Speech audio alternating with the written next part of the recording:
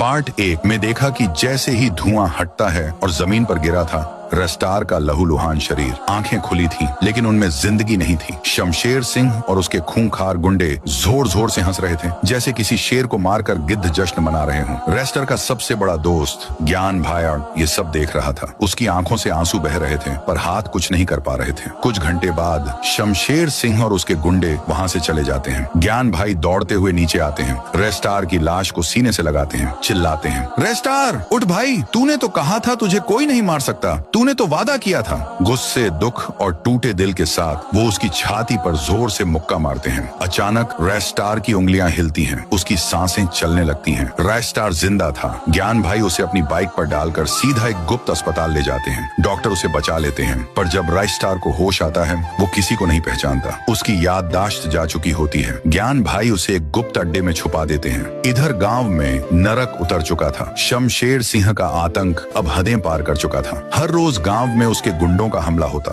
लोगों के घर जलते, औरतों की इज्जत लूटी जाती, छोटी बच्चियों तक को नहीं बख्शा जाता। गांव वालों की आंखों में आंसू और दिल में डर बस चुका था। 2 महीने बाद ज्ञान भाई अब और सहन नहीं कर पाते। उन्होंने तय कर लिया, अब बदला सिर्फ ख्वाब नहीं, आग बन चुका है। वो रात का इंतजार करते हैं। रात हवेली में तूफान शमशेर सिंह अपने आलीशान हवेली में गहरी नींद में था। तभी मैं लौट आया, अब तेरा हिसाब बाकी है शमशेर। एक भयानक डरावनी आवाज हवेली की दीवारों में गूंजती है। शमशेर सिंह की आंख खुलती है और उसके सामने खड़ा है रेस्टार, चेहरे पर जले निशान, आंखों में आग और हाथों में खून की प्यास। शमशेर सिंह चीखता है और डर के मारे वहां से भाग जाता है। हर रात अब एक डरावनी कहानी बन जाती है। रेस्टार अब उसका साया बन चुका था। हर कोने से आवाज आती, तूने मेरी जान ली, अब मैं तेरा साया बन गया हूँ। गांव वाले पहली बार मुस्कुराते हैं, क्योंकि अब डर शमशेर सिंह को लगने लगा है। पर एक रात साजिश रच दी जाती है। रेस्टार जब वापस लौट रहा था, एक गुंडा उसका पीछा करता है और देख लेता है कि रेस्टार अभी जिंदा है और उसके साथ कोई और भी रेस्टार जैसा दिखने वाला है। शमशेर सिंह को सारा राज बता दिया जाता है। अगली सुबह शमशेर सिंह उस गुप्त अड्डे पर पहुंचता है और उसके सामने होते हैं 2 रेस्टार। शमशेर सिंह गुस्से में चिल्लाता है, मास्क हटाओ, बताओ असली कौन है। तभी दूसरा रेस्टार अपना मास्क उतारता है। वो था ज्ञान भाई। शमशेर सिंह हंसते हुए बोलता है, तो ये है तेरा खेल,